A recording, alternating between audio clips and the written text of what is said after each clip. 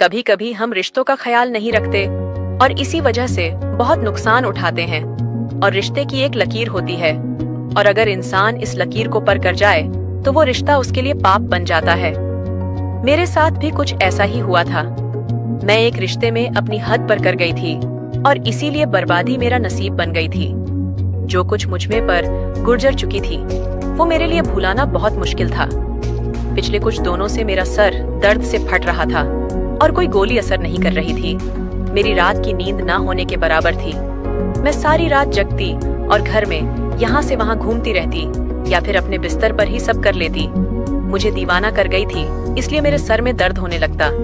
मेरा देवर जो उम्र में मुझे छोटा था वह मेरा बहुत ख्याल रखना और हम दोनों की दरमियां काफी भाभी के रिश्ते में बेपर्दगी का फितना काट दिया। मुझे रात में जागते हुए देखा था। एक दिन मेरी तकलीफ देखकर कहने लगा कि भाभी, मैं आपके सर में तेल लगाकर अच्छे से मसाज कर देता हूँ, आपका दर्द फौरन ठीक हो जाएगा। मैं आपको इतना सुकून दूंगा कि आपको फौरन ही नींद आ जाएगी। उसके बाद सुनकर मुझे लगा ये वो ऐसे ही गा रहा है। मैंने कहा अच्छा ठीक है, लगा दो। तो वो फौरन ही अपने कमरे से तेल उठाकर ले आया और मेरे सर में अच्छे से मसाज करने लगा, और साथ साथ ही वो मुझे अपने दिन भर के किस्से भी सुनने लगा था। उसकी उंगलियां तेजी से मेरे सर में हरकत कर रही थीं और मुझे बहुत सुकून महसूस हो रहा था। उसने मेरे कंधों को भी अच्छी तरह दबाया। वह बहुत नमी से मेरे कंधों को दोबारा था। मैं रोजाना रात को चाय पीने की आदत थी। नवीन मेरे लिए चाय बनाया। मुझे ऐसी नींद आई कि मैं सुबह उठी। वाकई नवीन के मसाज में तो एक जादू सा था। मुझे बहुत ज्यादा सुकून महसूस हो रहा था। काफी दिनों के बाद मुझे इतनी गहरी नींद लगी थी। मैं शायद नींद में अपने हाथों से अपने बदन को छूने लगी थी और मसरूफ हो गई। नींद पूरी होने की वजह से मेरा सर का दर्द पूरी तरह ठीक हो गया था। मेरी शादी को 1 साल का अरसा हो चुका था और यह 1 साल में मैंने बहुत अच्छे से गुजर था। जब मैं इस घर में दुल्हन बनकर आई थी तो मेरा देवर एक 15 साल का लड़का था। नवीन के अंदर बहुत ज्यादा बचपन था और वह मुझे बिल्कुल मेरे छोटे भाई जैसा लगा था। मेरे पति ने मुझे कहा कि उनके बाप का बहुत जल्दी इंतकाल हो गया। उनकी माँ भी नवीन पर और घर पर बहुत कम ध्यान दिया करती थी, और ना सिर्फ तो यहाँ राहत ही नहीं था, इसलिए सलमान ने मुझे कहा कि मैं अब से नवीन का पूरी तरह ख्याल रखूं। मैंने सलमान से वादा कर लिया था कि मैं नवीन को बिल्कुल अपने बच्चों की तरह रखूंगी, और मैंने अपना वादा पूरी तरह निभाना की कोशिश भी की। मेरा पति दूसरे शहर में नौकरी करता था और वह महीने में कुछ दिन के लिए घर वापस आता था। बाकी सारा वक्त मैं अपने देवर के साथ रहती थी, जो जवान हो रहा था। वह मुझे उम्र में सिर्फ 3 साल ही छोटा था और इसलिए हम दोनों के दरमियान बहुत अच्छी दोस्ती हो गई थी। मैं उसकी हर छोटी से छोटी बात का भी ख्याल रखती थी। वह कॉलेज से आते ही भाभी करता मेरे पीछे घूमने लगता। सलमान के यहाँ ना होने की वजह थी। नवीन कॉलेज से आने के बाद मेरे कम कर देता और इसके बाद मेरे साथ ही वक्त गुजरा। नवीन के साथ रहते रहते मैंने एक बात महसूस की थी कि वो सलमान को पसंद नहीं करता था, बल्कि उसका झिड़कने पर वो खामोश हो जाया करता या फिर बात का मतलब ही बदल दिया करता था। मैं उसे जानना चाहती थी कि उसे सलमान से क्या मसाला है, लेकिन मैं कभी यह सवाल कर नहीं पाई और बहुत बार मुझे इसका जवाब मिल गया, ना सके माँ। हर दिन मोहल्ले में घूमती फिरती और शाम होती जल्दी सो जाया करती। अगले दिन सुबह सवेरे ही और फिर मोहल्ले में निकाल पड़ती। इसीलिए मुझे कभी भी उनकी तरफ से कोई मसाला पेश ना आया था। जिंदगी बहुत अच्छे से गुजर रही थी, लेकिन सलमान के बगैर मुझे रात भर नींद नहीं आई थी और मैं सारी रात जग कर गुजरती। कभी कभी कि मेरे सर में बहुत दर्द होता है, इसीलिए वह पहले तो मेरे लिए दबाने आया करता था। लेकिन एक दिन नवीन खाने लगा कि आप कब तक सर दर्द की दवाई खाएंगी, इससे अच्छा तो ये है कि मैं आपका मसाज कर देता हूँ, आपको बहुत सुकून मिलेगा। मैंने नवीन से कहा कि मसाज करने से बेहतर है कि कुछ दिन के लिए मुझे अपने भाई के पास भिजवा दो, मैं खुद ही ठीक हो जाऊंगी। मेरी बात सुनकर नवीन कहने लगा कि अगर आप चले जाएंगे तो मेरा क्या होगा, मैं तो अब आपके बगैर नहीं रह सकती। उसके बाद सुनकर मैं जोर जोर से हंसने लगी थी। वह मुझे इसी तरह की बातें किया करता था। नवीन को वाकई मेरी बहुत ज्यादा आदत हो चुकी थी। हम दोनों अक्सर यह घूमने के लिए बाहर चले जाते। वह रात को मेरे लिए आइसक्रीम ले आता और हम दोनों मिलकर साथ खाते, फिर एक साथ मूवी देखते। मैं नवीन पढ़ाई में भी बहुत ज्यादा मदद कर दिया करती थी। मुझे अपना हर मसाला बयान कर देता। मैंने देवर के साथ खरीदारी के लिए जाती तो वह मुझे बहुत ही मॉडर्न और फैशनेबल कपड़े लेने पर मजबूर करता। घर में तो वह मुझे दुपट्टा भी नहीं लगने देता था। मैं जब भी दुपट्टा लेकर कम करती तो वो मेरा दुपट्टा खींचकर एक तरफ फेंक देता कि आप इतनी गर्मी में ये पहनकर कैसे कम कर लेती हैं। वो हर बात में मेरी बहुत ज्यादा फिक्र किया करता था। नवीन को हल्के रंगों के कपड़े बहुत पसंद थे और इसलिए मैं जब उसके साथ बाजार जाती तो वो मुझे हल्के रंगों के कपड़े दिलाता और उनकी सिलाई भी बहुत ही फैशनेबल करवाता। उसे मेरे कपड़ों में बहुत ज्यादा दिलचस्प थी। मैं अक्सर उसे कहती कि उसकी बीवी को बहुत ही खुशनसीब होगी तो उसका पति उसे अपनी पसंद से कपड़े डिजाइन करवा कर देगा। वह मेरे बात सुनकर कहता कि फिलहाल तो आप बहुत खुश नसीब हैं जो मैं आपके लिए इतनी मेहनत करता हूँ। और वाकई में मैं बहुत खुश नसीब थी क्योंकि मुझे दिन कभी भी किसी कम के लिए माना नहीं करता था। वह मेरे तमाम जोड़ों में का रहे।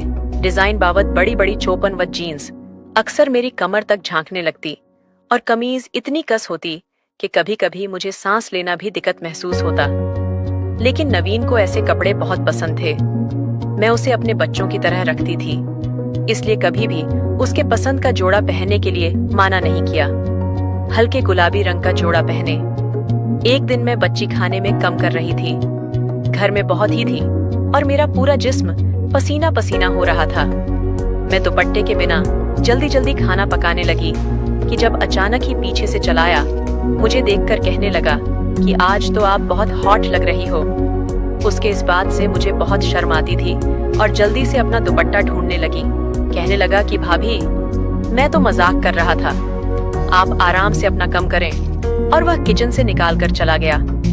सलमान मुझे मिलने वापस आते तो इन तीनों से बहुत ही कम बात करता और सर वक्त पढ़ाई में मग्न राहत ना सिर्फ बहुत खुश थे। इन दिनों नवीन बहुत मेहनत से पढ़ाई कर रहा था और मैं भी इन दिनों सलमान के साथ इतनी मग्न होती कि मुझे नवीन का बदला हुआ रवैया भी महसूस न होता। ना सिर्फ कुछ दिन गुजारने के बाद वह वापस चले जाता और नवीन फिर मेरे साथ पहले की तरह ही पेश आता। वो मेरे मामले में बहुत जिद्दी सा हो गया था। वह चाहता था कि वो उसे जो कुछ भी कहे मैं फौरन उसकी बात मान लूं। उसके दोस्त के भाई की शादी थी और वह मेरे पीछे ही पड़ गया था कि मैं भी उसके साथ चलूं। पहले तो मैंने माना कर दिया, लेकिन जब उसका उतरा हुआ चेहरा देखा तो मजबूरन मैं मान गई। लेकिन मैं सोच रही थी उसके दोस्त के भाई की शादी में मैं जाकर क्या करूंगी। लेकिन वहां जाकर तो मुझे बड़ी हैरानी का सामना हुआ। नवीन के सभी दोस्त मुझे बहुत अच्छी तरह से जानते थे और इस तरह मिल रहे थे कि जैसे हम पहले भी बहुत दफा मिल चुके हैं। एक दोस्त का कहना था कि नवीन हर वक्त आपका ही जिक्र करता है और वो आपकी बहुत तारीफ करता है। वह सब मुझे मिलने की ख्वाहिश रखे थे और मुझे मिलकर बहुत खुश हो रहे थे। वापसी पर मैंने नवीन से पूछा कि तुम अपने दोस्तों से मेरे बारे में ऐसी कौन सी बातें करते हो जो सब मुझे इतनी अच्छी तरह पहचानते हैं। नवीन कहने लगा कि आप तो मेरी सब कुछ हैं, मैं हर वक्त आपकी बात करता हूँ। उसी वक्त मैंने नवीन की बात का मतलब समझ नहीं पाई थी, लेकिन जिस दिन मुझे उसकी बात का मतलब समझ आया, मेरे कदमों तले से जमीन निकाल गई थी। नवीन रोज रात को ही मेरा मसाज करने लगा था और मैं सुकून की नींद सोने लगी थी। लेकिन जब अगले दिन मुझे अपने जिस्म पर अलग अलग जगह तेल के निशान मिलते हैं तो मैं हैरान हो जाती और इसीलिए एक रोज मैंने अपने कमरे में कैमरा लगाया और नवीन से मसाज करवाने लगी। मैसेज करवाने के थोड़ी ही देर बाद मुझे हमेशा की तरह नींद आ गई और मैं सो गई। जब मैं बाद में कैमरा की रिकॉर्डिंग अच्छी तो मेरा सांस रुक गया। मैं सोच भी नहीं सकती थी ये नवीन मेरे साथ ऐसा भी कुछ कर सकता था। मैं तो नवीन पर बहुत ज्यादा भरोसा करती थी और उसे अपना छोटा भाई समझती थी, लेकिन उसने तो देवरा भाभी के रिश्ते का लिहाजा भी न रखा। वीडियो में नवीन मेरा अच्छी तरह से मसाज कर रहा था और फिर वो मेरे लिए चाय बनाकर लाया और चाय पीने के बाद नवीन कमरे से निकाल गया और मैं सोने के लिए लेट गई थी। थोड़े ही देर बाद मुझे इतनी गहरी नींद आ गई और कुछ देर बाद नवीन कमरे का दरवाजा खोलकर दोबारा अंदर आया और उसकी आवाज पर भी ना उठी तो उसने अंदर आने के बाद कमरे का दरवाजा लॉक किया और मेरे करीब चला आया। इसके बाद जो कुछ मैंने देखा मुझे अपनी आंखों पर यकीन नहीं हो रहा था। कि नवीन कुछ देर तो खामोशी से बैठा हुआ था और मुझे देखा रहा था, और इसके बाद अपनी उंगलियां से मैंने चेहरे को छूने लगा। उसने अपना मोबाइल फोन निकालकर मेरी बहुत सारी तस्वीर खींची, और इसके बाद उसने ऐसा मेरी कमीज को मेरे बदन से अलग कर दिया। तेल की वो शीशी निकला और उसने अपने हाथों में तेल लिया और मेरे जिस्म का मसाज करने लगा। मैं बेजान की तरह बिस्तर में पड़ी हुई थी और वह मेरे जिस्म के हर तरफ मसाज कर रहा था। थोड़ी देर के मसाज के बाद उसने अपने होठों से मुझे चूमना शुरू किया, और इसके बाद वो अपनी तमाम हदें पर करता चला गया। उसने हम दोनों के दरमियान मौजूद तमाम दीवारों को गिरा दिया था। वह जज्बात में इस कादिर आगे निकाल गया था कि कई घंटा तक वो मेरे ऊपर हेवी रहा। मैं उसके नीचे पड़ी हुई थी और वो पूरी तरह जोश में था, और कई घंटा मेरे जिस्म के साथ खेलने के बाद वह जैसे आया था वैसे ही वापस चले गया। वह मेरी इज्जत को बुरी तरह बर्बाद कर गया, क्योंकि उसकी नियत में कोट था। मैं अपने कमरे में ही बैंड में थी। जब वो कॉलेज से आया तो सीधा मेरे कमरे में चला आया। मेरे बिल्कुल करीब बैठकर पूछने लगा कि भाभी क्या हुआ, आपकी तबीयत ठीक नहीं? मैंने गुस्से से उसके तरफ देखा और कैमरे की रिकॉर्डिंग उसकी तरफ बढ़ा दी, जिसे देखकर वो कुछ डर से खामोश हो गया। और इसके बाद जो कुछ उसने कहा वो सुनकर तो मेरी पूरी तरह ही रोंगटे खड़े हो गए। उसने अचानक ही मुझे मोहब्बत का इजहार कर दिया था। वो कह रहा था कि उसे पहले ही दिन मुझे मोहब्बत हो गई थी। तुमसे मेरा वजूद अच्छा लगे लगा। उसे यह एहसास हुआ कि उसकी जिंदगी में भी कोई ऐसा है जो उसे मोहब्बत करता है। वह कह रहा था कि अब मुझे दूर नहीं रह सकता था, और इसलिए अपने बड़े भाई का वजूद भी खटकने लगा था। तो वह खुद को कमरे में बंद कर ली, क्योंकि वह हम दोनों को साथ नहीं रहना चाहती थी। मैं देखना चाहता था कि सिर्फ पहले से ही नफरत करता था, क्योंकि सलमान के अब्बा सलमान से बहुत मोहब्बत करते थे, और इंतकाल से पहले उन्होंने यह घर भी सलमान के नाम पर कर दिया था। मेरा और सलमान का साथ उसे बहुत चुभता था, और वह जब भी मेरे साथ खरीदारी पर जाता तो जानबूझकर मुझे ऐसे कपड़े लेने पर मजबूर करता। क्या चीज से वो मेरे वजूद को देख सके। उसे हल्के रंग पसंद नहीं थे, बल्कि हॉकी रंगों से मेरा अच्छा लगता हुआ वजूद पसंद था। वह कह रहा था कि मेरी खूबसूरती से घायल हो चुका था। वह बस मुझेपन चाहता था। उसके लिए अपने जज्बात को काबू में रखना बहुत मुश्किल हो गया था कि मैं कुछ पल सुकून हो जाऊं, और वह मेरी चाय में नींद की दवा भी मिलकर लता। और जब उसे यकीन हो जाता कि मैं गहरी नींद में हूँ, तो वो फौरन ही मेरे कमरे में चला आता और अपने प्यार से वजूद को पूरा करता। उसने अपने दोस्तों को भी यह बात बता देती थी कि वह मुझे मोहब्बत करने लगा है, और उसके दोस्तों ने ही उसे यह तरीका बताया था। नवीन और उसके दोस्त जवानी की कदम पर थे, इसीलिए वो सही और गलत नहीं पाते। नवीन की बात सुनकर मेरी आंखों से आंसू बह रहे थे। उसने ये सब क्या कर दिया था? मैं तो उसके भाई की बीवी थी, और वो मेरे बिस्तर तक आ गया था। मैं शर्म से पानी पानी हो गई थी। मैंने नफरत से एक निगाह नवीन पर डाली तो मेरे कदमों में बैठ गया और कहने लगा कि वह बस मुझे मोहब्बत चाहता है और मेरी नफरत उसे मार डालेगी। वो पूरी तरह तन्हाई का शिकार हो गया था। जब मैं इस घर में आई तो उसकी तन्हाई मिट गई। उसने अपने आप को पूरी तरह मेरे साथ मसरूफ कर लिया। मैंने नवीन को देखा, वो मेरे पैरों के पास है। मैं उसकी शक्ल भी नहीं देखना चाहती थी। उसने जो कुछ मेरे साथ किया था वो माफी लायक नहीं थी। इसमें नवीन की सारी गलती नहीं थी, इसमें गलती मेरी भी बराबर की थी। मैंने कभी उसे सही और गलत नहीं बताया। उसने जब भी मेरे लिए बेहुदा कपड़े सिलवाए तो मैं उसे उसकी पसंद समझकर काबुल करती गई। मैं बगैर दुपट्टे के ही उसके सामने सारे घर में घूमती रही। मैं उसे अपना छोटा भाई जरूर समझती थी, लेकिन वह मेरा छोटा भाई नहीं था। मुझे एक छत के नीचे रहना मुश्किल हो गया था। नवीन ने उसे फरियाद की थी कि मैं ये बात उसके भाई को ना बताऊं। मुझमें तो खुद इतना हौसला ना था कि मैं सलमान को खुद इतनी बड़ी सच्चाई बता सकती। नवीन बहुत शर्मिंदा था और वो अपने कमरे में चला गया था, लेकिन मैं खुद भी अपनी नजरों में गिर गई थी।